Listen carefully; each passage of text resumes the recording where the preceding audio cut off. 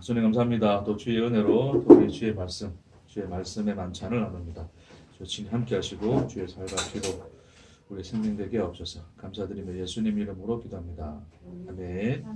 오늘 열왕기하 말씀, 열왕기하 2장 19절부터 25절까지.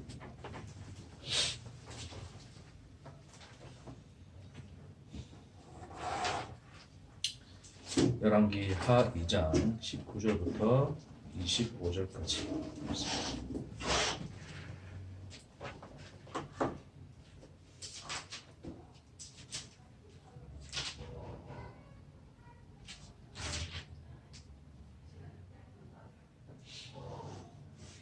열왕기하 2장 19절부터 25절까지 우리 한 절씩 읽겠습니다.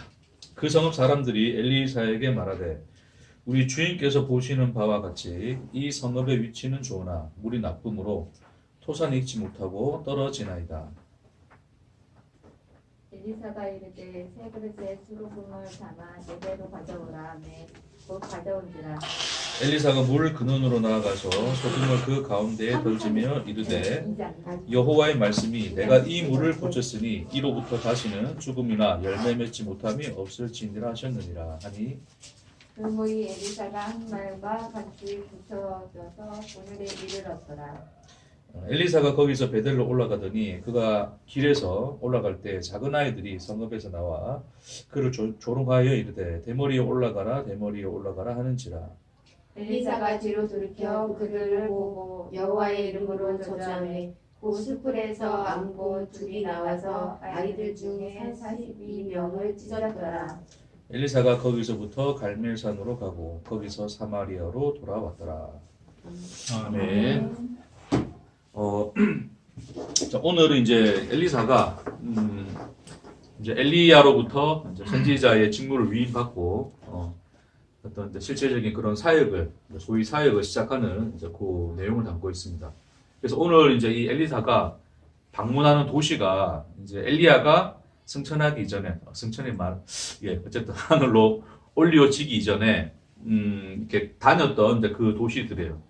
그래서 아마 추정컨대 이 도시들이 작은 어떤 그 선지 학교들이 있었던 그런 도시들로 추정이 되고, 또 이런 방문을 했던 이유가 엘리야로부터 직무를 위임받았음을, 그래서 하나님께서 나에게 기름을 부으시고 나를 선지자로 부르셨다라고 하는 것을 이제 그 도시들 특히 이제 그 도시들에 있는 여러 어떤 선지 생조들, 또 그걸 위시해서 또 그 지역의 주민들에게 그 위임받은 어떤 사실을 확인시키고자 하는 어떤 그런 방문이었다라고 보여집니다. 그래서 이제 결국에 이제 본격적인 사역지인 이제 사마리아로 이렇게 돌아오는 그 내용을 담고 있어요. 근데 그 내용 중에서 이제 오늘 크게 두 가지 사건이 나타나요. 두 가지 사건. 첫 번째 사건이 뭐냐면 여리고에 있는 이제 그 좋지 않은 물을 고치는 사건이 있고, 두 번째가 굉장히 이제 좀 소위 골 때리는 사건인데 굉장히 이제 해석이 난해하고 좀 어렵습니다. 그렇죠? 어렵다 해야 되나? 그냥 이거는 그냥 워낙 다양한 해석들이 있고 어떻게 또 봐야 할지에 대한 여러 가지 논쟁이 있는 그런 해석들일 수 있는데, 어쨌든 이제 그 어린 아이들이 나와서 그 엘리사를 이제 조롱을 하죠. 대머리야 올라가라 그러면서 조롱합니다. 그래서 그 조롱하는 아이들을 향해서 이제 엘리사가 여호와의 이름으로 저주를 하고, 그 저주가 결국 암콤 두 마리가 아이들을 찢어 죽이는, 42명의 아이들을 찢어 죽이는 그런 이제 사건으로 이렇게 나타나 있습니다. 자, 일단은 전체적으로 이제 요 내용을 이제 이렇다는 것을 우리가 염두에 두고 이 두 가지 사건이 우리에게 이제 의미하는 바가 뭔지를 여러분과 좀 이렇게 나누도록 할게요. 일단 이제 그 첫 번째로 그 여리고의 물을 이제 깨끗게 하는 사건이 있어요. 한번 보시면 자, 19절에 그 성읍 사람들이 엘리사에게 말하되 우리 주인께서 보시는 바와 같이 이 성읍의 위치는 좋으나 물이 나쁨으로 토산이 익지 못하고 떨어지나이다. 그래서 이 토산이라고 하는 게 이제 하에르츠라고 그냥 땅이 이제 어떤 그 이제 익지 못하고 떨어진다고 하는 것이 이제 소위 여인들이 잉태하지 못하고 낙태하는 어떤 그런 단어로도 다 사용되어지고, 그리고 어떤 소산들이 열매를 맺지 못하는 이제 그런 단어로도 함께 이제 사용이 돼요. 의미가 상통하니까. 그러니까 어쨌든 이 땅 자체가 이제 열매를 못 맺는다는 거죠. 그렇죠? 그 이유가 어디 있다는 거예요?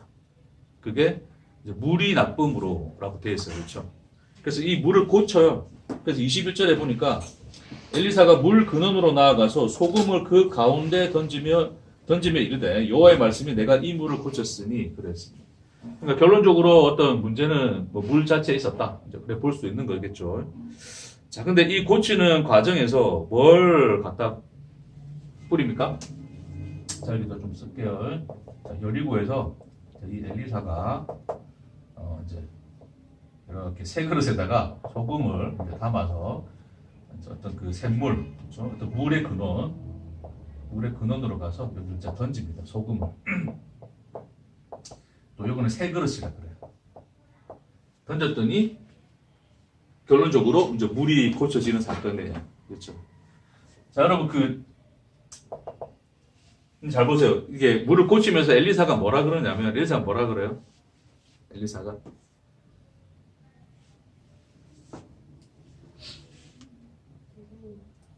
여호와의 말씀이 이 물을 고쳤으니 그러죠. 그렇죠? 그러니까 잘 보세요. 잠깐만 내가 이렇게 생각할 수 있어요. 그냥 이제 물이 좀 문제가 있어. 그럼 어떻게 해요? 가서 이제 자기가 뭐 기도를 한다든지 뭐 어떤 것을 해가지고 뭐 아무것도 안 해도 상관없어요. 그들 앞에서 여호와의 말씀이 이 물을 고쳤으니 다시는 이제 죽음이 없을 것이다. 자, 그렇게 함으로써 고칠 수 있어요. 그렇죠? 그럼 물을 고치는 것은 여호와의 말씀인 거죠.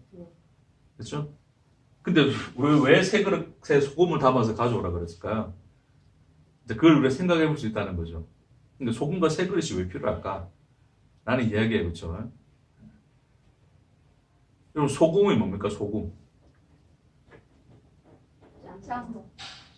그러니까 이제 짜긴 짜죠. 소금이 짠데 소금이 가지고 있는 어떤 그 독특한 성질이 있죠. 그렇죠? 변하지 않는. 그렇죠. 변하지 않게 하는 거죠. 그러니까 하나님께서 그 레위기에도 보면 어떤 소금 언약에 대한 이야기를 하세요. 이건 나의 소금 언약이니 이제 그런 얘기를 하세요.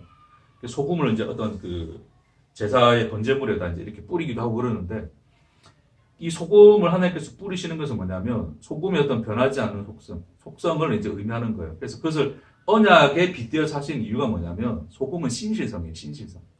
신실하시고 변하지 않으시는 하나님의 그 속성을 의미하고 있어요. 이해하시겠죠? 그래서 그 속성을 의미하는 것이 이제 소금인 거고, 그래서 언약을 하나님 그렇게 소금으로서 표현하는 것은 하나님의 언약이 어디에 달려있다? 하나님의 신실하심에 달려있다. 자, 그 얘기를 하시는 거란 말입니다. 근데 여기다 뭘 준비했어요? 여기다 또? 새 그릇 가져오라 그래요. 그러니까 하나의 이게 뭐냐면 어떤 사건이냐면 엘리사가 아직은 이제 사람들에게 하나님께로부터 기름 부음 받은 자다라고 하는 어떤 인식이 지금 엘리사는 이제 뭐 엘리야라고 하고 그런 어떤 그 사건 속에서 이제 거듭도 받고 그렇죠. 올라가는 것을 보고 물도 갈라지고 이런 사건 안에서 확인을 했죠. 그렇죠.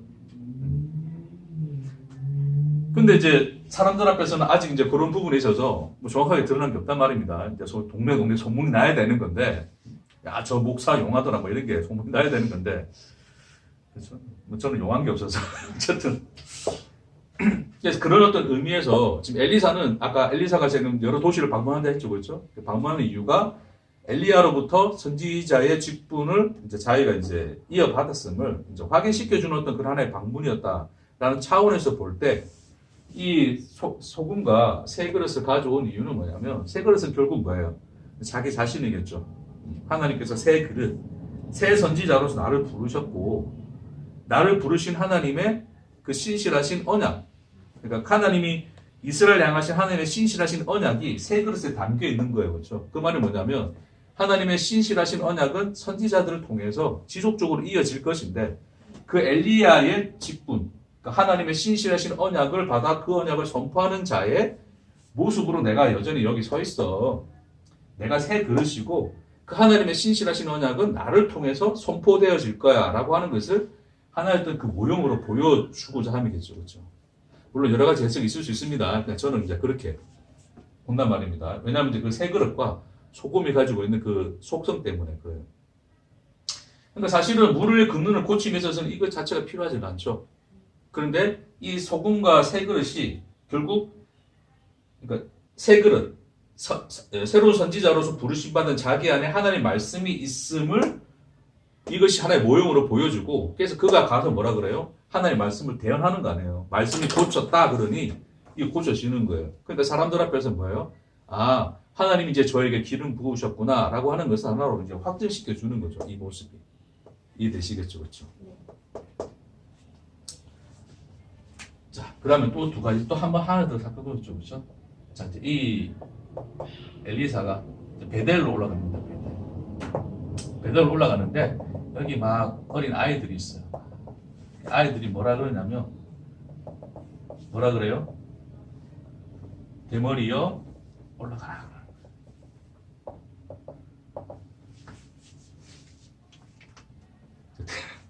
자, 네.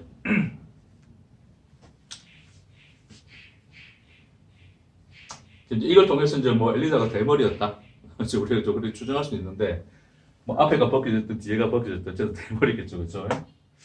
자, 이제 여기 성경에서 보니까 어린 아이들, 어린 소년들, 뭐 어린 아이들 이제 그렇게 표현되어 있어요. 그래서 어리다라는 어떤 형용사가 붙어 있고 그리고 여기 뒤에 이제 소년들 이제 이런 내용이 들어가 있는데 그러니까 어린 소년들이라고 표현했을 때 성경에서는 사실 어떤 그 나이의 범위가 굉장히 이제 이게 커요. 그 열왕기상에서 보면 이제 르호보암하고 이렇게 그 이제 같이 자랐던 참모들을 이제 그 어린 소년들의 이제 표현하기도 해요. 그렇게 표현하기도 하고 그리고 아브라함이 이삭을 바칠 때 대략 이삭이 17세 정도 사춘기 이제 한 이제 전후반 정도의 나이로 이제 보는 거잖아요, 그렇죠? 그런 나이대를 또 어린아이 보기도 해요. 근데 뭐 그보다 더 어린 아이도 어린아이로 표현해요. 그러니까 그 한 단어 안에서 여러 나이대가 있을 수 있어요. 근데 뭐 이것이 뭐 아주 작은 어린아이들이다, 못 모르는 아이들이다, 아니면 어떤 사춘기쯤 되는 어떤 아이들이다, 아니면 좀 더 이제 좀 장성한 어른들이다, 뭐 그렇게 우리가 사람들이 여러 가지 추정을 해요. 왜냐면 이제 너무 또 어린아이다 그러면 어린아이를 또 고무로 찢어주겠다 그러니까 너무 잔인하잖아요, 그렇죠? 그러니까 약간 좀 이 성장한 어떤 그런 사람들로 또 보고 싶어하는 마음에 또 이제 그래 볼 수 있는데 뭐 그런 거 다 떠나서 성경은 지금 어떤 그런 차원에서 어떤 이제 그런 것들을 뭐 기록하고자 나타난 게 아니니까 뭐 어떤 나이를 보든지 상관없이 중요한 것은 어떤 한 무리가 나왔어요. 나와서 이 엘리야를 보고 대머리에 올라가라 그럽니다. 그래서 이 대머리에 올라가라고 하는 이 표현도 사실은 뭐 여러 가지 의미로 또 해석이 돼요. 뭐 일단 1차적으로 어떻게 해석됐냐면 엘리야가 올라갔잖아요, 그렇죠? 갔으니 너도 한번 올라가 봐라. 그러면 내가 선지자를 믿어줄게. 어떤 그런 하나의 조롱거리, 그러니까 선지자 직분에 대한 어떤 그런 무시를 이제 표현한 거다라고 이야기하기도 하고, 이 베델이라고 하는 것이 이제는 하나의 우상숭배지의 중심이거든요, 여기가. 그러니까 거기서 자란 아이들이니까, 이제 그 아이들이 하나님을 조롱하는 입장에서, 물론 앞에 의미도 뭐 하나님을 조롱하는 것이고, 이것도 하나님 조롱하는 것이지만, 뭐 엘리야가 이제 우리 눈앞에서 치워졌던 것처럼, 너도 이제 꺼져라. 왜 이런 데 오냐. 꺼져라. 보기 싫다. 어떤 그런 하나의 어떤, 저주 섞인 조롱의 의미로서 또 보기도 해요. 근데 자, 여타 의미든 중요한 건 뭐냐면, 지금 뭐하고 벌써요? 엘리야를 조롱하고 있습니다. 선지자로 기름 부음 받은 자를 조롱을 하고 있어요. 그쵸? 그걸 조롱하는데, 그래서 이제 이 엘리사가 이제 하나님의 돌아오면서 하나님의 뭐 저주를 합니다. 했더니 이제 이렇게 좀 그림이 곰인가 이거? 곰 이렇게 두 마리가 앙곰 두 마리가 나와서 자 이들을 그냥 찢어 죽입니다. 대략 42명. 소년 42명이나 됐어요. 42명의 소년을 찢습니다. 자, 이제 그 사건이 이제 이렇게 기록이 되어져요. 그래서 이거는 우리 좀 어떤 의미로 또 볼 수 있냐면, 아까 말씀드렸던 것처럼, 이 베델이라고 하는 것이 가지고 있는 하나의 상징성 안에서 좀 본다면, 베델이 결국 뭐예요? 그, 남유다와 북이스라엘이 나눠질 때, 여로보암이 이제 북이스라엘 11지파를 끌고 올라가잖아요. 그렇죠? 남유다를 남겨놓고 다 끌고 올라가잖아요. 올라가면서, 이제 이 위에 있는 올라갔던 북이스라엘이 이제 절기 때마다 성전을 향해서 다시 내려올까를 두려워해요. 여로보암이. 그러면 좀 어때요? 자꾸 자신의 왕권이 위협을 받게 되겠죠. 그렇죠? 예루살렘 성전에 가야 되겠습니까? 못 가야 되겠습니까? 이스라엘 백성들이, 자, 북이스라엘 사람들이 어떤 이제 북이스라엘이 제가 말씀드렸잖아요. 인간의 차원에서 어떤 신앙이라고 하는 게 없었던 게 아니에요. 자기들은 다 여호와 하나님의 뜻대로 한다 생각하고 있어요. 그런 상황에서 남유다와 북이스라엘 나눠졌어요. 우리도 하나님 섬기고 너희도 하나님 섬길 거예요. 하나님 섬기지 않겠다는 뜻이 아니라 여로보암 또 하나님을 섬기는 왕으로서 그 백성을 끌고 간 거예요. 근데 절기 때마다 이 사람들이 성전은 예루살렘에 있어. 그럼 어떻게 해야 돼? 내려와야 되죠. 그럼 백성들이 계속 내려온단 말이에요. 그럼 어떻게 되겠어요? 그 경계가 무너진다는 것이 결국 여로보암의 왕권이 무너지는 거잖아요. 위태하게 될 수 있는 것이니 그 움직임을 막기 위해서 베델에다가 금송아지 상을 갖다 놔요. 이제 이게 여기가 성전이고 이게 여호와니 내려가지 말고 여기서 예배해라 그럽니다. 그래서 베델에 이제 그 금송아지 우상이 세워지고 거기서 이제 그들의 어떤 신앙이 하는 어떤 그 신앙의 중심지가 되었다라고 보시면 돼요. 그렇죠? 근데 그 베델에 있는 어린아이들이에요. 결국 뭐냐면 베델의 후손인들인 거죠.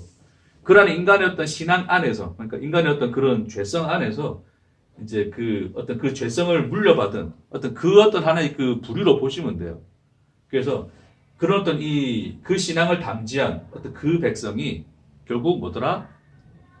참 하나님의 부르심을 받은 그 참 하나님의 선지자를 모욕함으로써 결국 누구를 대적하더라? 하나님 자신을 대적하더라. 그래서 하나님이 그 대적에 대해서 뭐 하셨다? 심판을 하셨다. 그렇죠. 그래서 이건 하나의 어떤 은혜를 이제 표현한 거라면 물을 고치시고 그들에게 생명을 주신 그 하나님의 은혜를 표현한 것이라면 베델은 뭘 의미한 거예요? 그렇죠. 심판을 의미하는 거예요. 그래서 뭐 축복과 저주 그래 보셔도 되고 하나님의 은혜와 하나님의 심판의 모습이다 라고 하는 것을 이제 그런 상징으로 보셔도 돼요. 자, 이게 사실은 자, 인간 안에서 사실은 우리가 율법이 던져질 때 율법이 가지고 있는 두 가지 속성을 그대로 이 현장 속에서 보여주는 거예요. 자, 선지자는 하나님의 말씀을 받은 자, 그 율법을 하나님의 그 신실한 언약인 그 율법, 그 속에 담겨진 하나님의 신실한 언약을 담지한 자로서 이 백성 앞에 서 있는데 하나님 말씀 앞에서는 두 가지가 나타날 수 있다는 거죠. 그렇죠? 첫째는 뭐예요? 하나님을 의뢰하는 자. 이 사람들이 주인님 그러면서 오거든요. 하나님을 의뢰하는 자. 마치 이제 그 앞에 우리는 아시아가 병들었을 때에 누구를 찾아갔어요? 고단세 까먹죠, 그렇죠? 주님의 은혜입니다. 자, 바알세불을 찾아가요. 그러니까 엘리야가 야, 이스라엘 하나님 없더냐? 그러면서 하나님을 의뢰하지 않은 것에 대해서 하나님 또 이제 그 말씀을 하시죠. 그렇죠? 그가 좀 대조되는 의미예요. 이 여리고 백성은 문제가 생겼는데 누구를 의뢰하러 왔더라? 하나님을 의뢰하러 왔더라. 그래서 하나님을 의뢰하는 자에게 하나님 뭘 베푸시더라? 은혜를 베푸시더라. 자, 근데 하나님을 뭐하는 자에게, 대적하는 자에게는 하나님 뭐 하시더라? 저주를 하시더라. 심판을 내리시더라. 라는 의미를 가지고 있는 거예요. 그게 원래 율법이 선포되어지면서 율법이 어디서 이스라엘 백성들이 들어와서 율법이 어디에서 선포되어지냐면 에발산과 그리심산이죠, 그렇죠? 각각의 산에 서가지고 축복과 저주를 선포하잖아요. 그러니까 그 율법이 가지고 있는 그 두 가지 속성을 그 두 산에서 선포를 했단 말입니다. 자, 그것이 또한 어디서 나타났어요? 여기서 나타난 거예요. 지금 이 엘리사는 하나님의 그 율법으로 서 있는 거예요. 그렇죠? 그래서 누군가에게는 하나님의 율법 그 말씀은 은혜이지만 누군가에게는 그 말씀이 뭐가 될 수 있다? 심판이 될 수 있다라고 하는 거죠. 그렇죠? 자, 그것이 이 지금 수수께끼 같은 이 본문이 가지고 있는 어떤 전체적인 구도, 그 그림 안에 놓여져 있다는 것을 여러분 염두에 두시고서 이제 좀 본격적으로 말씀을 좀 더 들어가 보도록 하겠습니다. 이 그림을 그대로 두고 할게요. 자, 그래서 이 사건은 엘리사가 선지자로서 하나님께 기름 부음 받았다는 것을 확증하는 사건이면서 동시에 그 안에서 드러난 하나님의 말씀, 그 율법의 속성, 은혜와 저주의 그 속성을 함께 담지하고 그것이 하나의 어떤 그 현실로서 드러난 그 사건을 우리에게 그려주고 있다라고 하는 것을 기억하시기 바랍니다. 자, 그리고 또 한 가지 더. 지금 이 열왕기 선은 뭐 상하다. 이 열왕기 선은 자, 누가 1차적인 독자였을까요? 누가 1차적인 독자라고 했습니까? 이 열왕기 서를 누가 읽고 있어요?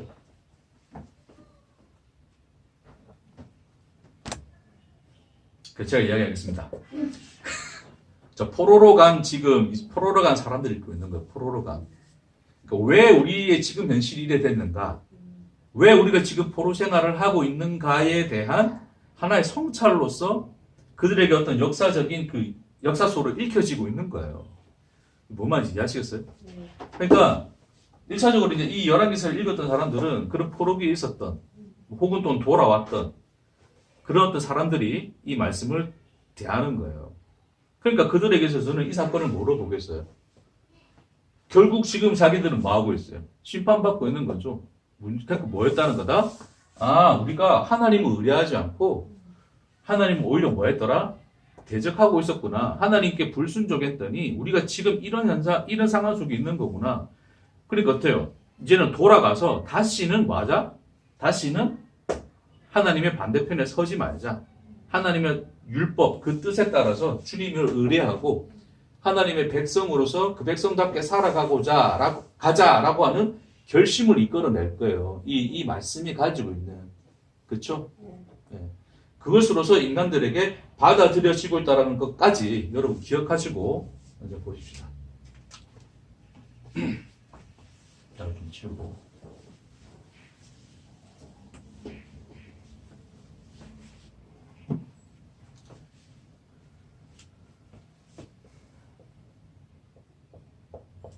늘 제가 잘 그리는 이런 그림. 자, 이 그림은 딱 우리 다 나오는 게 있죠, 그렇죠? 존재. 그렇죠. 자, 인간은 이제 줄입니다. 이제 스스로 존재가 되고자 하는 그 현실, 그 죄 가운데 있다. 라는 게 이제 인간입니다, 그렇죠? 그래서 인간은 항상 뭐요? 자기를 나로서 인식을 하고 살아가는 자들이죠. 나. 이제 나로부터 모든 것들이 인지되어지는 거예요. 그러니까 내가 존재를 하고 이 존재를 중심으로 누구도 존재한다 생각하는 거예요. 하나님도 존재한다라고 생각하는 거예요. 그렇죠? 나 있고 너 있고 이래 되는 거예요. 나 없는데 네가 있을 수 있어요, 없어요? 없어요. 그렇죠? 자, 뭐 세상도 마찬가지죠. 뭐 내가 있고 세상이 있는 거지. 그렇죠? 내가 없어지면 세상도 없어지는 거잖아요. 왜? 내가 있는 그 존재성 위에 세상이라는 것이 내게는 인식되고 있는 것이니 그 세계고 그 세상이니 자, 그래 이 인간의 인식 속에서는 항상 이 나라고 하는 것이 중심으로 인지되어지고 인식되어지는 거란 말입니다. 자, 그래서 그 나 외의 모든 것들이 이제 뭐가 돼요? 어떤 하나의 환경이 되는 거죠. 그렇죠? 환경이 되고 대상이 되는 거예요.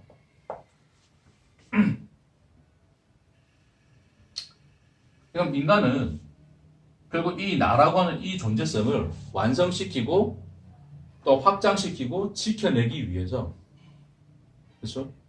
그 모든 어떤 좀 에너지, 뭐 시간, 어쨌든 그 모든 삶이라고 하는 그것을 추구하며 살아간단 말입니다. 자, 근데 결국 이런 것들이 자기에게는 뭐로 와야 돼요? 뭐로 주어져야 됩니까? 자, 이 환경과 대상을 통해서 나라는 존재를 인식한다 그랬잖아요, 인간들이. 실상은 사실은 나 안에 내가 없는데, 없으니까 환경이나 대상을 통해서 나를 확인하고 나라는 존재를 인식하고 살아가는 이제 그 인식의 체계, 그 굴레 속에 있는 걸 했어요, 인간이. 자, 그래서 이 환경과 대상이 이 나를 나되게 해야 될 거 아니에요. 나를 나되게 나를 나되게 했을 때 그걸 뭐라 부르냐면, 뭐라 불러요? 복이라 불러요. 그렇죠? 아, 이제 복 받았다. 뭐 그러잖아요, 인간들이. 됐습니까? 근데 이것이 나를 뭐한다? 공격한단 말이에요. 그 뭐라고 그를 여깁니까? 뭐 축복과 저주를 그랬으니까. 그렇죠? 그걸 표현합시다, 그러면. 좋습니다, 여러분. 저주다. 뭐 혹은 아까 심판이다. 뭔가 이건 내게 안 좋은 거야. 그렇죠? 뭐 악한 거야. 이걸 또 선이라 합시다. 선과 악. 이해되시겠죠? 그래서 나를 이제 이렇게 X로 표시할게요. 자, 나를 이제 나대게 해주는 것은 그게 선이고 그게 복이고 나의 나됨을 부정시키는 것은 좀 더 뭐다? 악이고 저주인 거예요. 그렇죠? 근데 이런 것들이 다 어디에 놓여져 있어요? 내 속에 있습니까? 환경과 대상 속에 있습니까? 자, 예를 들어 이런 거예요. 나 열심히 살아갔어. 열심히 나는 이제 성실하게. 나는 뭐 나쁜 짓 안 하고 살아갔어요. 근데 막 내가 병에 걸리네? 그렇죠? 뭐 사업이 망하네? 뭐 내 자식이 아프네? 뭐 이래 된단 말입니다. 네. 그럼 사람들도 그때 어떤 생각이 들죠? 무슨 생각을 하죠? 네? 내가 뭐 잘못했나? 그렇죠. 일단 내가 뭐 잘못했나 생각할 거예요. 왜요? 나의 잘함과 잘못함으로 인해서 이 환경이 작동을 하거든요. 그러니까 내가 그래서 항상 인간은 자기가 스스로 존재가 된 그 죄의 현실 속에서는 인과의 그 관계 속에서 인식 체계가 맞물려 돌아간다 그랬잖아요. 그렇죠? 그러니까 내가 원인인 거예요. 내가 잘했으면 이건 내게 복으로 오는 것이고, 내가 잘못했으면 이게 뭐로 온다? 저주와 악으로 올 수 있는 거죠. 그러니까 뭐라 생각합니까? 이거는, 내가 뭘 잘못했는가, 원인을 잘못 제공했는가를 생각할 수밖에 없다고요. 근데 아무리 생각해도 해봤더니, 그렇게 내가 잘못한 건 없는 것 같아. 그렇죠? 그럼 이제 누구에 대해 대고 이제 막 욕합니까? 그렇죠. 나는 이렇게 만든 이것들에 대해서 막 내가 왜 그랬냐 막 그런단 말입니다. 이 대상 속에 사실은 하나님도 포함되어 있는 거예요. 알겠죠? 인간이 이제 인식하는 그 하나님이 포함되어 있는 거예요. 왜 세상이 내게 이르지? 왜 그 하나님이 내게 이르지? 이로 간단 말입니다. 그렇죠? 그리고 내가 혹시 잘못한 게 있다면 뭐 하면 돼요? 그 부분만 씻어내면 되는 거고 고쳐내면 되는 거예요. 그러고 난 뒤에 내가 온전한 상태라면 모든 책임이 이제 어디 있는 거예요? 여기 있는 거예요. 이해되시겠죠? 그러니까 인간은 근원적으로 어디에 책임을 돌릴 수밖에 없다? 그 환경과 대상에게. 그렇죠? 책임을 돌릴 수밖에 없는 거죠. 그리고 항상 그것은 내게 복이 될 수도 있지만 내게 항상 악과 저주로서 올 수 있는 부분이기 때문에 항상 인간들은 이제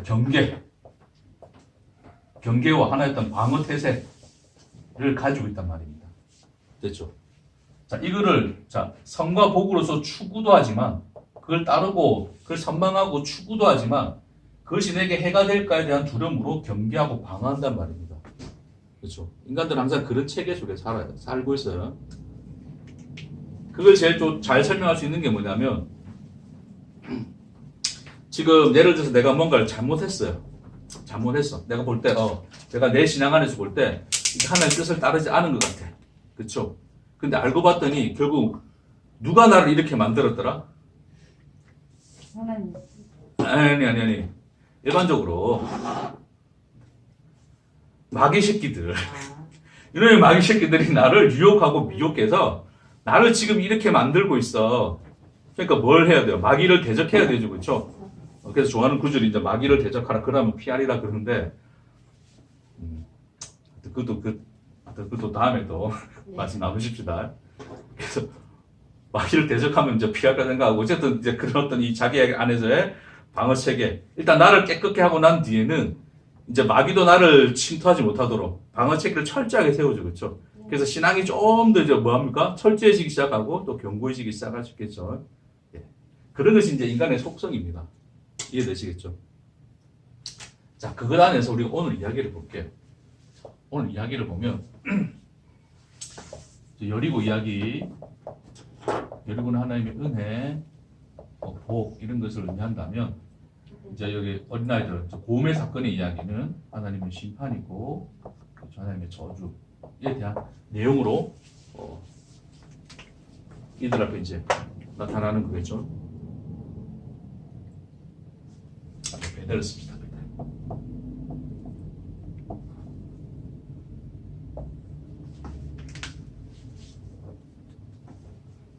그러니까 인간들이 요 사건을 보는 거예요. 자, 이 사건을 경험하고 나면, 그러니까 아까 이걸 누가 읽는다 그랬어요? 이 사건을 누가 읽는다고요? 물론 지금의 우리 독자인 우리도 읽지만 1차적으로 누가 읽었었다? 그렇죠. 포로로 간 그 백성들이 읽고 있는 거예요. 자, 이제 그 백성들이 이 내용을 보고 나면 이제 뭐라고 생각하겠습니까?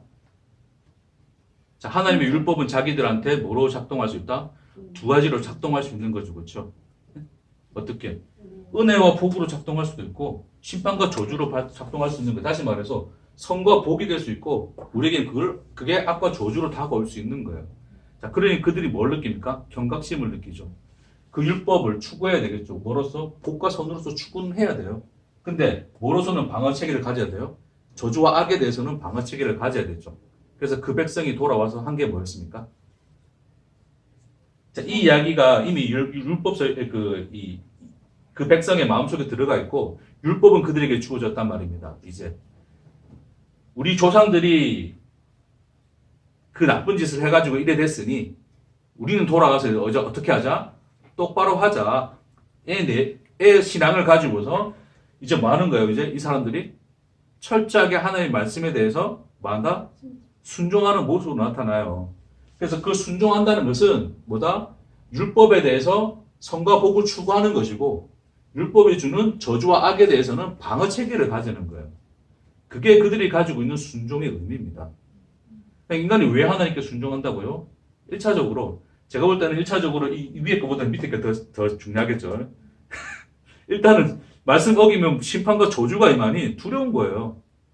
두려움이 그들에게 뭐였다? 이거 씁시다. 두려움이 하나님의 말씀을 1차적으로 순종하는 그 순종의 원인이 되겠죠. 그렇죠? 이제 근데 그 두려움을 피하고 나면 뭐가 있어요? 그들에게. 그렇죠. 이제 복이 오는 거잖아요. 웃으면 복이 와요가 아니고 순종하면 복이 오는 거예요. 그러니까 순종함으로써 두려움을 피하고 1차적으로 두려움을 피하고 순종함으로써 그들이 나의 나대물을 채울 수 있는 그 복과 선으로서 율법은 내게 작동을 할 것이기 때문에 그 환경과 그 대상으로서 율법, 그 하나님이 앞에 계시기 때문에 열심히 하나님을 맞아 순종하자의 모습으로 드러나요. 그렇죠? 자, 그게 이스라엘의 역사입니다. 단순히 이스라엘 역사는 지금 이 사건 안에서만 보면 그냥 하나님을 의뢰하니까 하나님이 은혜를 베푸시고 하나님을 이제 조롱하고 저주하니 하나님께 심판받는구나. 의 내용으로 그냥 끝나면 우리도 그래 살면 돼요. 어떻게? 하나님 열심히 순종하고 그렇죠? 말씀 잘 따르고 목사님 말씀 잘 따르고 다음부터 말씀 읽어오라고 내가 좀 숙제 좀 해주고 해야겠네. 안 읽어오면 저주, 읽어오면 복, 뭐 이렇게 해야 되겠네. 자, 어찌됐건. 그러니까 그렇게 우리는 간단 말입니다. 인간들이. 자, 근데 잘 보세요. 이 시점에서 우리가 한 가지 생각할 게 있어요. 오늘의 제목은 두 가지 길입니다. 두 가지 길. 두 개의 길. 제목을 잘 정해라. 자, 요 사건 아까 제가 그림으로 그려줬으니까 참 기억해 볼게요. 자, 하나님 편에서는 이미 엘리사를 뭐로 부르셨어요? 선지자로 불렀어요. 그래서 하나님의 신실하신 하나님의 언약과 선택 안에 있는 거예요. 그는 무엇으로도 변개하지 않으시겠죠, 하나님이. 그렇죠? 그러면 엘리사에게 어떤 물을 갈라쳐서 물을 갈라지게 한다든지 혹은 이렇게 이런 기적, 여리고에서 기적이 나타난다든지 이런 저주가 성취된다든지의 따위의 일이 하나님의 언약과 관계 있습니까? 없습니까? 하나님의 선택과 하나님의 신실하심에는 전혀 관계가 없어요. 하나님 앞에서는 상관이 없어요, 사실은. 네, 왜? 하나님 스스로 자기가 선택을 했으니. 그렇죠? 그럼 이 일이 왜 일어난다고요? 1차적으로 누구한테? 엘리사에게 확증시켜 주시는 거겠죠. 그렇죠? 자, 두 번째로 백성들 입장에서 본다면 여리고 백성들은 뭐예요? 자, 이 기적이 일어났다는 것은 이 기적을 통해서 잘 생각해 봅시다, 여러분. 이거 보면 여리고 사람들이 이제 하나님이 기적을 행하셨으니 하나님만이 참 하나님이시고 하나님을 섬기고 살아야겠네라고 생각했을까요? 네. 근데 그랬나요? 를 묻고 싶은 거예요. 그랬다면 지금 이스라엘이 멸망하는 현실이 오지 않았겠죠? 이해되시죠? 근데 자기들이 지금 멸망한 현실 속에서 이걸 보는 거잖아요. 봤다는 것은 뭐예요, 이게? 결국 그 여리고에서의 베푸신 하나님의 은혜와 복, 그 기적도 이 백성을 변화시킬 수 있었다, 없었다? 그러니까 있었다 없었다의 내용보다는 그럼에도 불구하고 인간들은 변하지 않았다가 답이에요, 사실은. 그만큼 인간들의 현실이 처참했다의 의미입니다. 이해되시겠어요? 네. 그러니까 하나님 편에서는 이미 뭐예요? 알잖아요. 내가 아무리 너에게 이 기적을 줘도 너희는 나를 배반할 거야. 이 자리로 갈 거야. 라는 걸 하나님 알고 있었어요. 그렇죠? 근데 왜 하나님은 이걸 이야기를 하셨을까를 생각해 볼 수 있는 것이고, 두 번째로 이거 아무리 저놈들 진판원들 찢어 죽여도 그 인간들이 와 하나님 무서워 두려워 이제 하나님 진짜 하나님만 신이시고 바알은 거짓말이야 라고 이 베델이 회개하고 돌아갔을까요? 역사적으로 안 그랬죠, 그렇죠? 네. 자, 이 인간들 입장에서는 이제 그런 것들을 일시적으로 알아차렸을지언정 그들의 본질 자체는 변하지 않았단 말입니다. 그것을 하나님은 아신다 모르신다? 아시는 거죠, 그렇죠? 예? 근데 하나님 왜 이런 일을 일으키십니까? 엘리사를 통해서.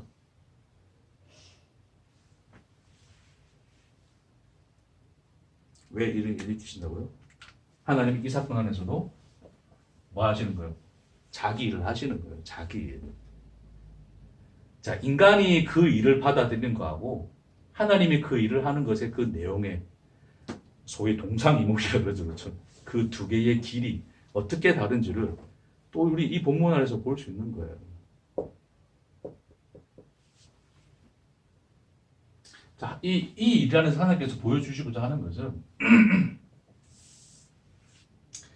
결국 여기서 나타난 것은 하나님의 뭐였어요?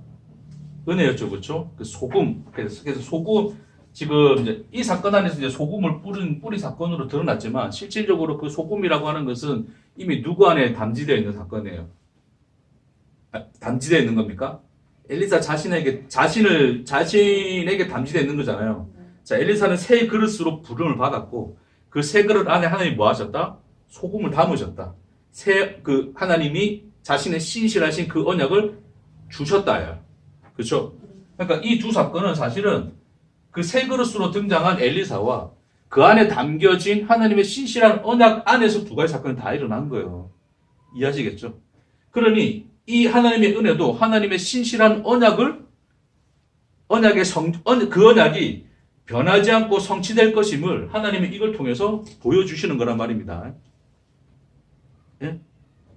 그러니까 그 하나님을 의뢰하는 자에게 하나님이 뭘 주시겠다? 그 생명을 주실 거라는 것을 신실한 언약의 소금으로서 하나님이 보여준 사건이란 말이에요. 이해되시겠죠? 자, 근데 이거는 뭐다?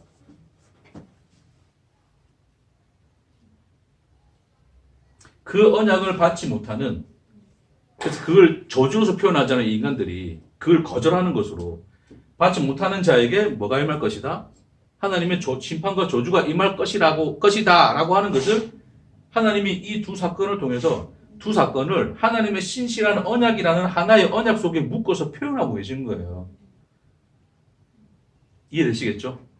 그래서 이 베델이 찢겨서 죽는 이 사건하고, 자, 여리고에서 하나님의 은혜가 드러난 사건은 하나의 복과 저주로 나타난 사건이지만 하나님 안에서는 뭐다?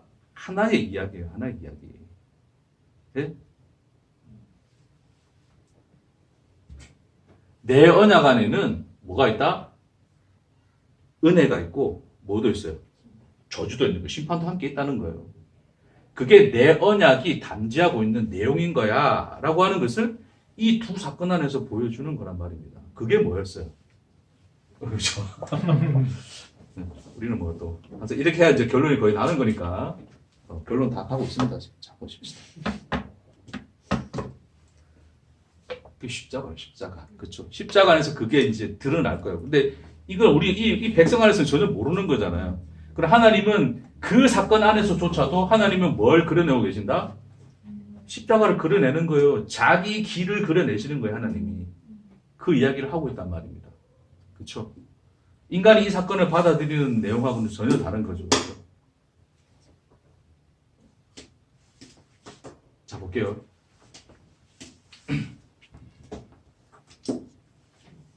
자, 그게 어떻게 현실로 드러나는 거냐면, 자, 이렇게. 자, 십자가. 하나님은 십자가를 그리고 있어요. 자, 이 두 가지 여리고와 이 베델에서의 이 사건을 본 인간들이 철저하게 인간들이 이 두 사건의 결론으로서 그들은 하나님께 뭐하는 자들이 된다고요? 순종하는 자들이 돼요. 그렇죠? 그 순종하는 자들이 그 후손들이 누굽니까? 그 후손들이 누구예요? 그렇죠.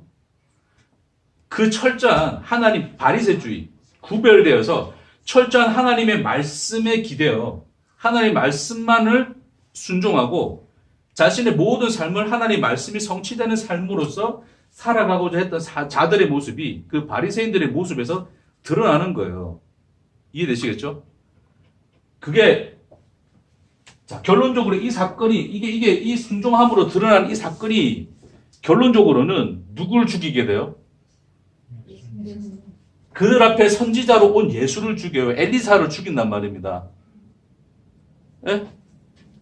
예수가 사실은 참 그릇이잖아요. 참 그릇. 그 안에 하나님의 신실한 소금, 언약, 그 소금이 담겨져 오신 그분이잖아요. 그렇죠? 그분이 왔더니 그 예수를 조롱하고 십자가에 달아 죽여요. 근데 그것이 뭐로 드러났다고요? 그들의 순종의 모습으로 드러났단 말이에요. 그렇죠?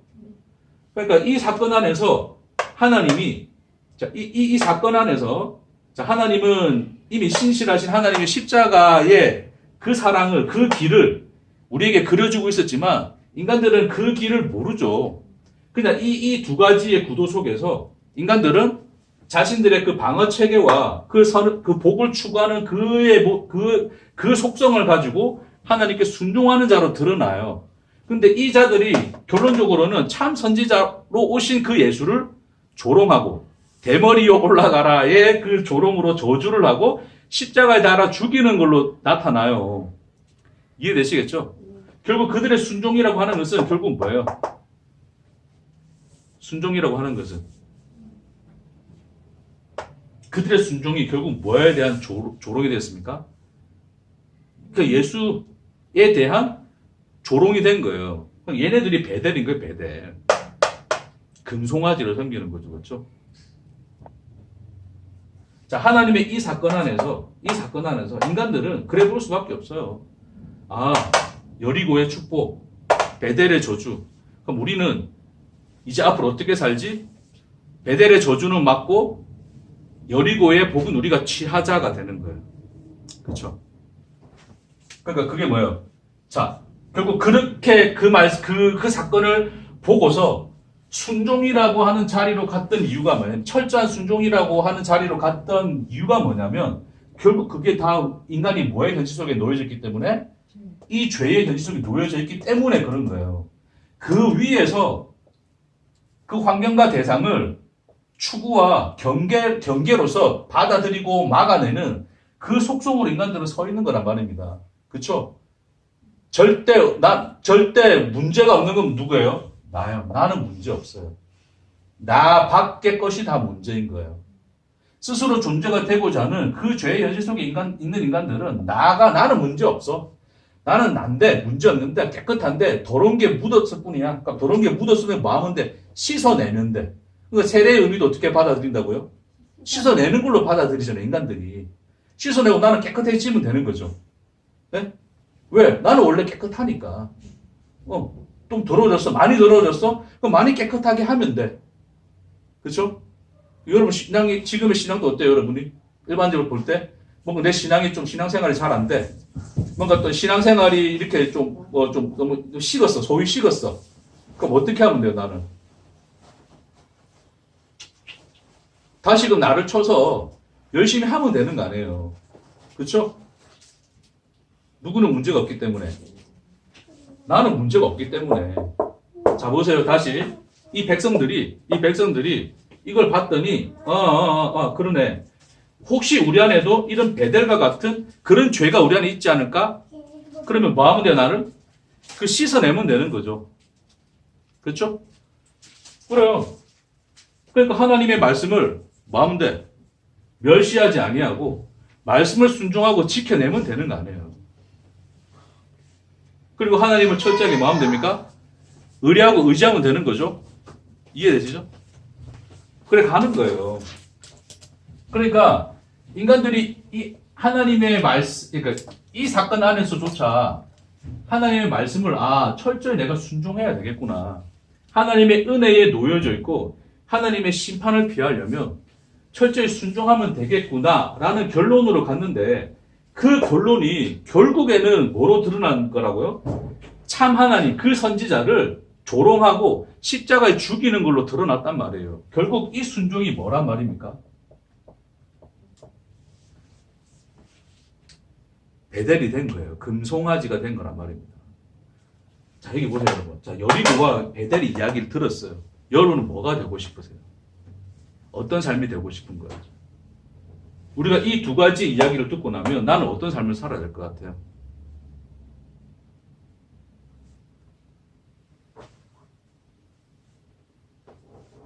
아무 생각이 없습니까? 은혜 복. 네. 당연히 이 삶을 살아야 되겠다고 생각을 하잖아요. 네. 지금 제가 계속 또 이렇게 뭔가를 또 의미심장하게 질문을 하니 또 잘못 대답하면 또 좀 그럴까봐 그런 거 걱정 생각하지 마시고 그냥 본성대로 이야기하세요. 본성대로. 네? 숨기려 하지 말고 본성대로 이야기하세요. 어떻게 되고 싶으세요? 여리고의 삶이 되고 싶습니까? 베델의 삶이 되고 싶습니까? 여리고의 삶이 되고 싶으시죠? 여리고의 삶이 되고 싶은 그 마음이 뭐예요? 이래 가는 거죠, 그렇죠? 결국 이 마음이 뭐라고요? 베델이라고요. 네? 그게 왜 그런지 아세요? 자, 이제 마지막입니다. 진짜 이제 마지막 왔습니다. 와, 또 이스라엘 제가 또 그림이다, 이렇게. 자, 여기가 요단강이에요, 요단강. 요단강이에요. 뭐, 대략 베델 여기 있습니다. 그렇죠? 뭐, 여리고 여기 있죠. 유행가랜가. 어찌됐건, 요단강 근처에 여리고가 있고, 요단강 건너자마자 여리고가 있었잖아요. 기억하시죠? 이게 여리고. 여기가 뭐다? 베델. 자, 이스라엘이 건너와서, 요단강 건너와서 처음 맞닥뜨린 게 뭐예요?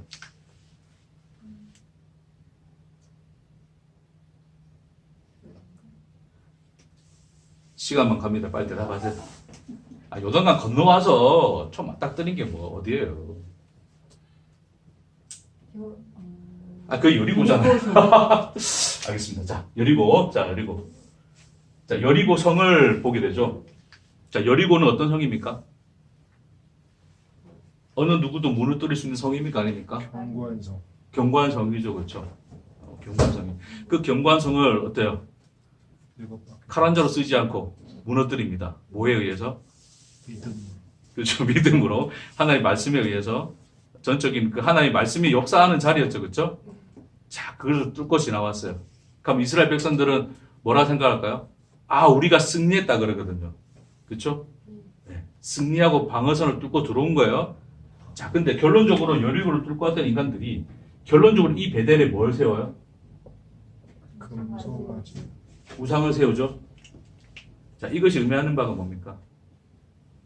이스라엘이 뚫었던 그 여리고성은 나예요, 환경이에요? 대상이었죠, 그렇죠? 대상. 네, 괜찮습니다. 예. 뭐 이제 두 가지 다 대단히 맞을 수 있는데 일단 순차적으로 할게요.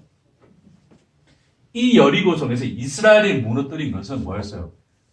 내가 가나안 들어가야 되는데 나를 막아서고 있는 게 누굽니까? 여리고잖아요. 그 환경과 대상이잖아요. 그거 어떻게 해야 되는 거? 그거 없애야 될 거 아니에요. 이해되시죠? 그걸 뚫고 온 거예요. 근데 뚫고 왔더니 인간들이 뭐예요? 베델에서 뭘 섬기더란 말입니까? 금송아지를 섬기는 자가 됐죠. 자, 여러분 옛날 혹시 기억나실지 모르겠지만 잘 좀 떠올려 보세요. 여리고성에서 이 성벽이 막 무너진다 그랬잖아요. 결국 성벽이 의미하는 게 뭐였어, 사실은? 이게 완성된 나잖아요, 완성된 나. 그렇죠? 영적 의미로 본다면, 집사님이 이제 그때 그 기억에 나라 한 게 맞아요. 맞는데, 자, 그 완성된 나의 그 성벽을 허물어뜨리는 것을 하나님은 그 인간들에게 그 그림으로 보여준 거거든요. 이 성이 무너지는 것은 스스로 존재가 되고자 하는 내가 쌓은 그 성이 무너지는 거예요. 원래는 그 사건이란 말입니다. 그쵸? 근데 인간들은 그걸 뭐로 받아들일 수밖에 없어요? 여전히 이 죄의 현실 속에 있으니 여전히 그 여리고성은 뭐예요? 대상이고 환경인 거예요. 그쵸? 그러니까 그건 무너뜨린 거예요. 나는 문제 있어 없어? 나는 문제 없어로 갔더니 결국 뭐예요? 베델에서 자기의 실체가 드러났죠.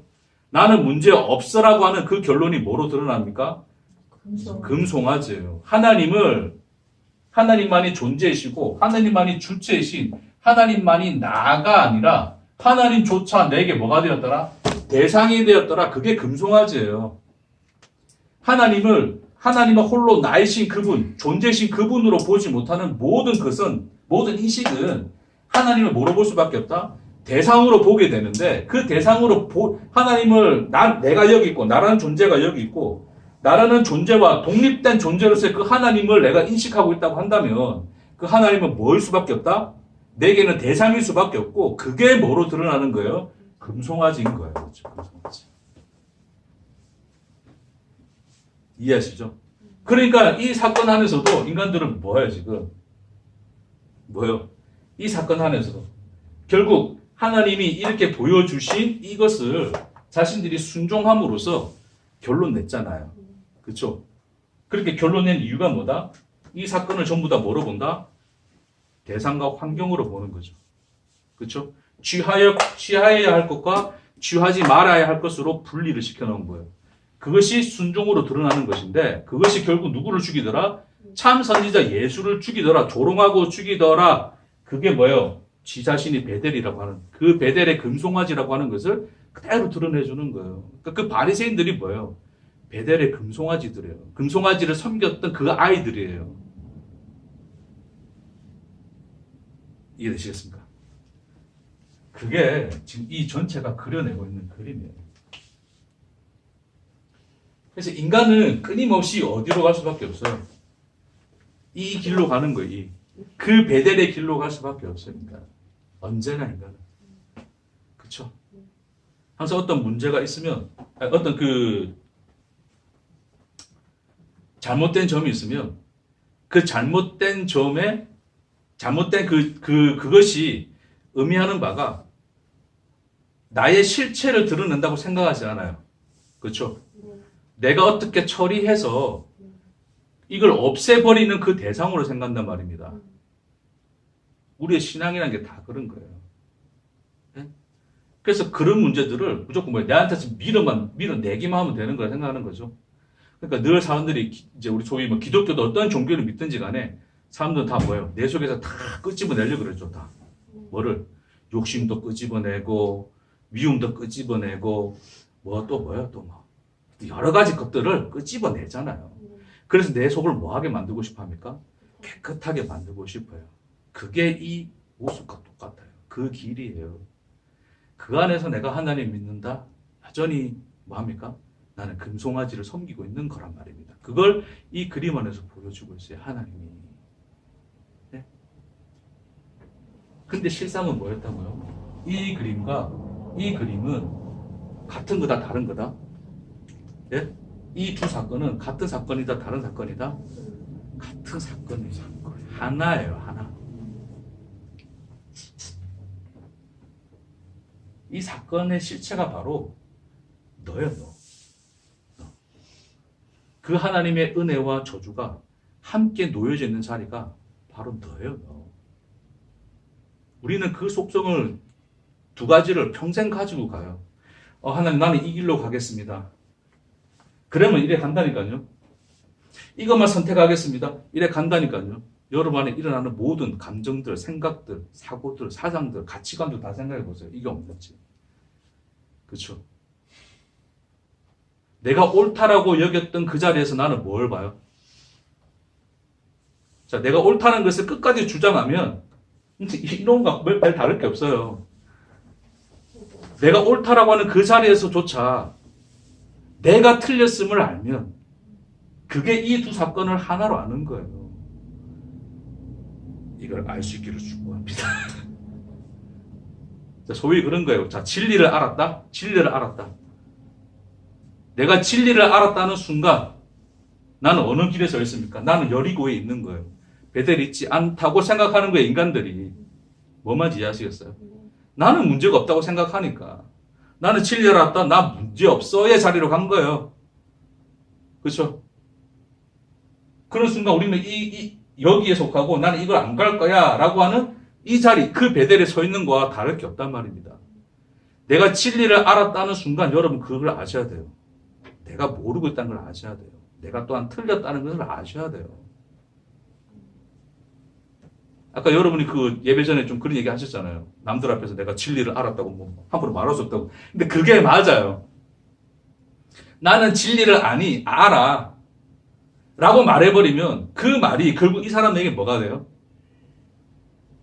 이 진리를 모르는 인간아 그래 되는 거예요. 난 여리고야, 넌 베델이지 이래 간단 말입니다. 그렇게 나눠놓고 가는 그 자리가 이 자리예요. 베델에 서 있는 거란 말입니다. 그게 결론적으로. 그러니까 우리는 자랑할 게 없어요. 뭔 말인지 이해하시겠어요? 하나님은 나라는 실체가 뭔가를 이 두 가지에 대해서 보여주고자 그걸 그림으로 그리신 거지 이 둘 중에 선택해로 준 게 아니란 말입니다. 진리를 안다 모른다 진리를 아는 길을 선택해? 아니요. 그런 선택의 길로도 준 게 아니에요. 사실은 진리조차도.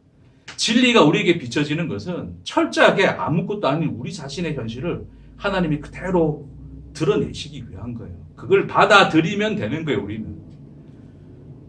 아멘. 그게 오늘 이 사건 안에서 하나님이 보여주시는 거예요.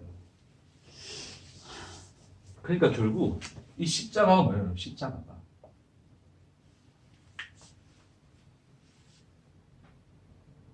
십자가라고 하는 그 자리는 하나님의 은혜가 나타난 자리입니까?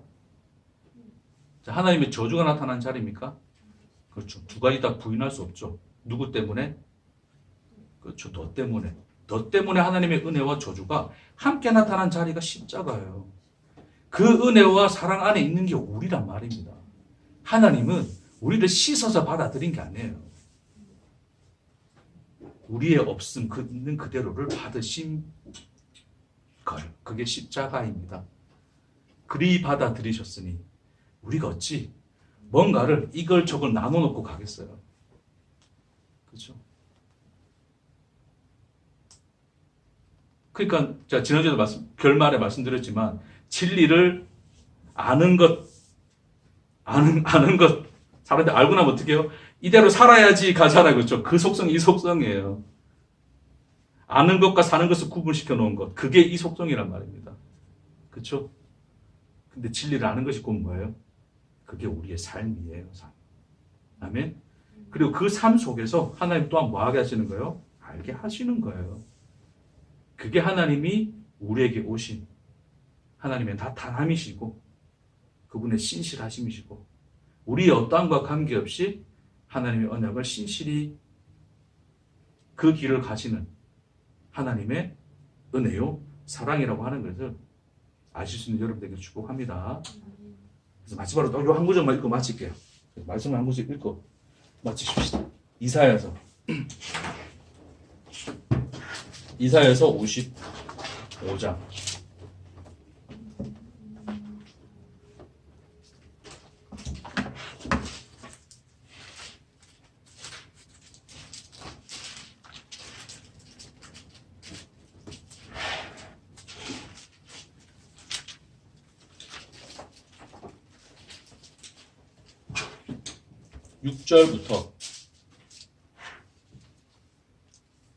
6절부터 9절까지 6절부터 9절까지 함께 읽겠습니다. 시작. 너희는 여호와를 만나만 할 때에 찾으라. 가까이 계실 때에 그를 부르라. 악인은 그의 길을, 불의한 자는 그의 생각을 버리고 여호와께로 돌아오라. 그리하면 그가 긍휼히 여기시리라. 우리 하나님께로 돌아오라. 그가 너그럽게 용서하시리라.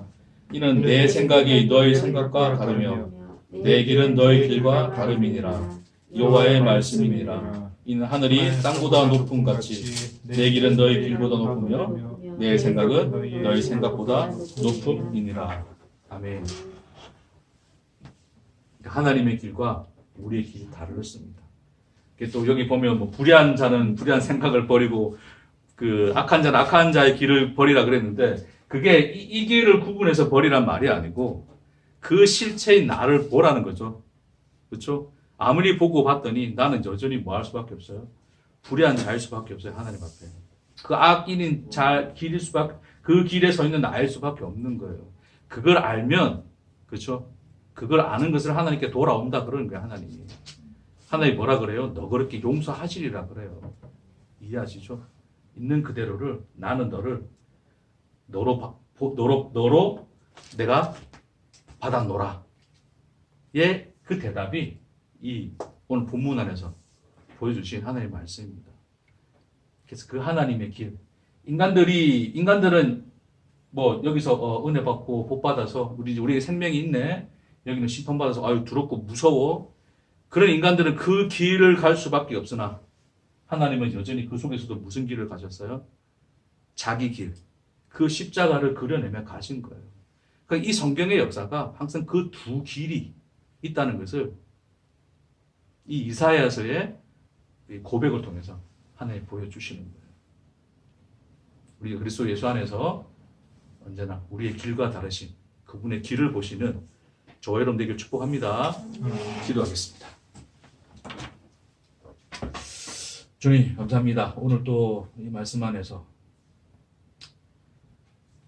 그 십자가 하나님의 은혜와 그 저주와 심판이 하나로 나타나신 그 십자가 그 길을 우리에게 보여주시니 감사합니다. 주님 앞으로의 모든 여정 속에서도 우리의 길과 다르신 그 하나님의 신실하시고 변하지 않으시는 그 길을 볼 수 있는 은혜를 주옵소서. 감사드리며 예수님 이름으로 기도합니다. 아멘. 아멘.